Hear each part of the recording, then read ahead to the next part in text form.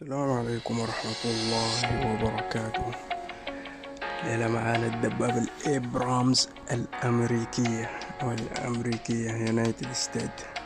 بس الدبابة دي أنا ما أعرضها للجيش بتاعنا طبعا السوداني أكيد، بس جايب عيوبها ووين ممكن تستهدفها أو وين نقاط ضعفها.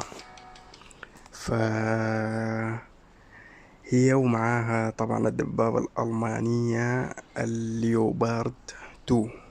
ليوبارد 1 نادرا بقوا الجيوش ما يستخدموها، فأكثرا بيستخدموا الليوبارد 2 يعني في المستقبل. ممكن الجيش يواجه الليوبارد 2 مع انه بعيد او شبه منعدم التواجه ده، لأنه هنا في بلدان الجيران ما في دولة عندها الليوبارد، بس في مصر عندها الإبرامز. ودي صورة للليوبارد طبعا، انه شكلها بيختلف من الابرامز. الليوبارد ما مستخدمة بكثرة. اول عيب معانا عيب الابرامز، دي نقطة من نقاط ضعفها في المكنة في الخلف او في البرج في الكابينة او في الجهة اليمنى. ده مناطق تخزين الوقود والذخيرة، او ممكن تستهدف في الجنازير، مناطق الحركة، وبعد ذاك تنشل عليه كيفك. دي برضو صورة تانية بتوضح المناطق اللي ممكن تستهدفها، إما في الجنزير يا إما في الجهة اليمنى يا إما في المحرك.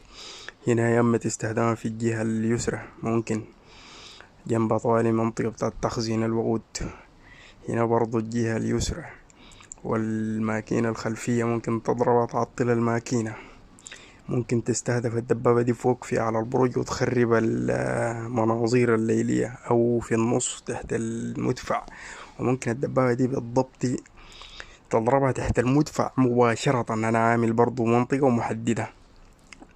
داعش ضربت المنطقة دي بصاروخين RPG.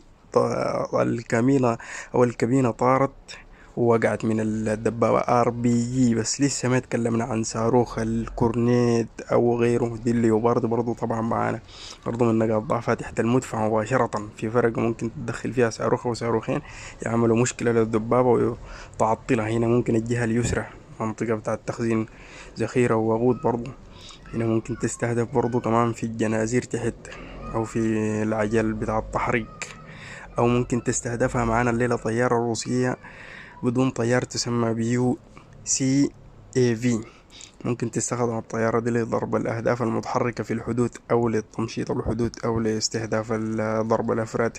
بس أنا برجح استخدامها لضرب الدبابات. الطيارة دي بالذات لأنه بيشيل صواريخ الكورنيت، بيشيل صواريخ مضادة للدبابات. نتمنى أنه الله يقدم الجيش ويحفظه.